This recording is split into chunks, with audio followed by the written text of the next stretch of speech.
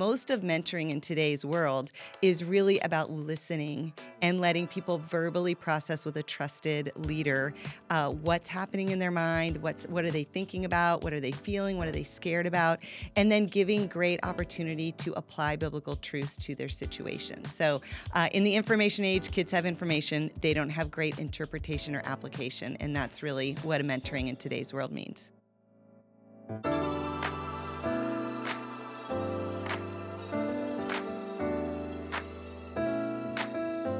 This is the Grace Story Podcast. Today, we are thrilled to have Kadi Cole as our guest. Kadi is a renowned keynote speaker, consultant, and coach specializing in leadership development. She has extensive experience in various leadership roles. Her journey has included leadership positions in nursing, at the college level, at prominent churches, including Christ Fellowship Church and Grace Church of Akron. Additionally, she has published and authored multiple books, including with one of our own Grace alums, Jeff Bouge, and works both with Momentum and with KadiCole.com. Kadi, thanks for being on our campus today. Yeah, Drew, thank you so much for having me. It's a real honor to be here. I'm interested in just knowing, sort of growing up, when did you kind of recognize, wow, I might be a leader. I might have some leadership gifts that could be used. I don't know that I ever recognized that at all growing up. Actually, I grew up in a very conservative area of Montana. So I was in a small church. I was in kind of a smaller town. And first of all, we didn't really talk about leaders back then because I'm kind of old. But also I was a woman. And so I really didn't think of women as leaders. I didn't have anyone talk to me about that.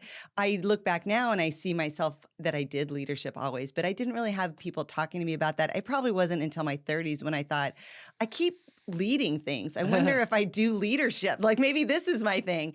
And when that happened, I was like, oh, no wonder I keep reading these books. No wonder I keep going to these conferences. No wonder I keep wanting promotions. This is actually built into me. When you began your leadership career, who were some of those significant influences for you, whether they be personal influences or books you read that kind of helped you develop your own leadership philosophy? Mm-hmm. So, early on, especially in high school, I kind of found what I would call my leadership legs. Again, I didn't know that's what I was doing, but I was really involved in a service organization called Key Club, which was a volunteer group from the Kiwanis. And they had leadership camps, they had leadership roles, they defined what they were. It was really a great program to kind of grow up in. And then when I came to college, I went to school near Seattle in a Christian college very similar to Grace.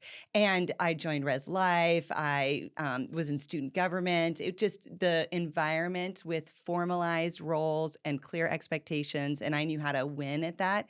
Those really gave me platforms to practice, and then just exposing me to books like by John Maxwell and Peter Drucker. I was in nursing. I majored in nursing, and so I had a lot of really strong female leaders in that profession, and many of them were ex-military, and so they had a lot of leadership just kind of oozing out of them. So all of those things combined with some natural giftedness, I think, really sort of set me on a path to pursue that. How did you then move from the nursing profession into higher ed and the church world, and then eventually into founding your own leadership consulting company?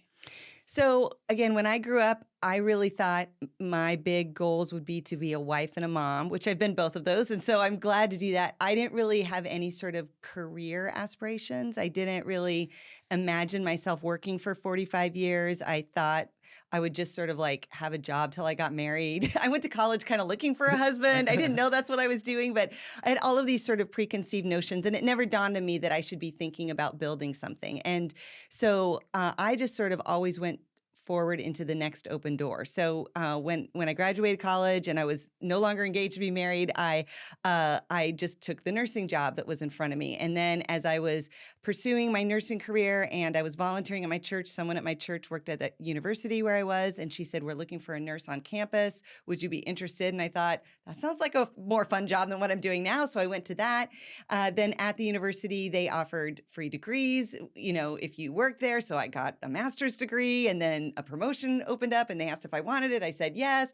Then my church recruited me. So I've always just sort of tried to really be great at what I was doing. And then Mm, God seemed to open a door for a next step. And because I didn't have this agenda that said I'm going to be this exact thing, I yes. just kind of always wanted to serve. And I felt like I was taking a step up. My mom, of course, was having a heart attack that I kept switching industries and I Yeah. didn't know what I was doing. But to me, they all made perfect sense. And when I look back now, they really were steps up in leadership.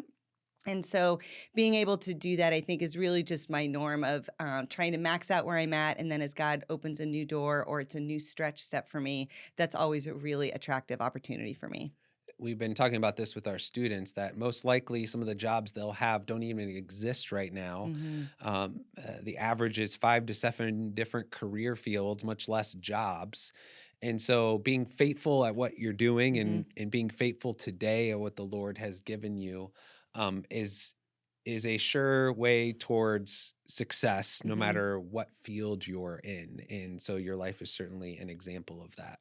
I do think adaptability is one of the key aspects for anyone in today's world. And when you follow the Lord, that's really asking for a life of adaptability, right? Because you don't know where He's going to lead. You don't know what doors He's going to open or close. Sometimes our biggest expectations don't turn out the way we thought, but we can trust the process of it. Hmm. And I think as long as we stay faithful and close to God and then open to what He has for us, that road will always be straight. Tell us then about the launch into your own leadership consulting speaking career. And then what are the areas that you're working in currently? Hmm. So I was serving at the university as a dean of students. I was volunteering at my church, which was growing really rapidly.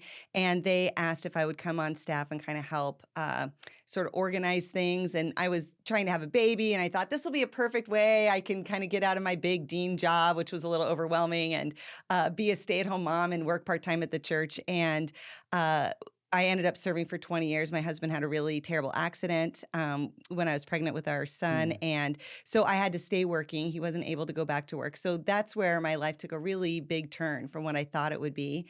And so I ended up working for over 20 years in full-time ministry, which I really loved. But I was also very tired at the end of that. Mm. I realize now I probably should have asked for a sabbatical, but we didn't do those things back then. So I thought I would take a break by starting my own company instead, which turns out was a Yeah, right. terrible way Yeah, there you to go. get refreshed.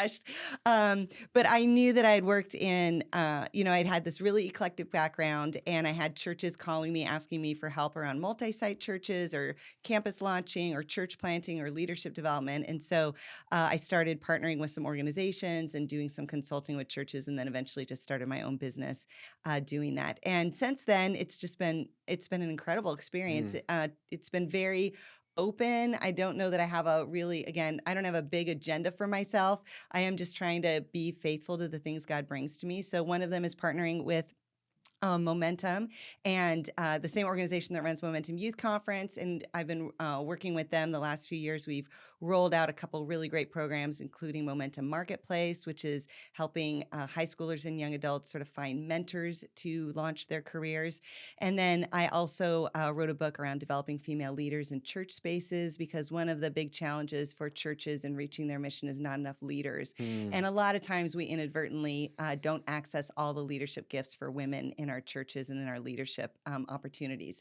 So I do a lot of advocacy work and training around that for male leaders to know how to do a better job for the female leaders in their congregations. That's fantastic. We one of our values as a campus is mentoring, Mm. and you're going to even do a lunch and learn with some of our faculty and staff today around how we can better engage our own students in mentoring.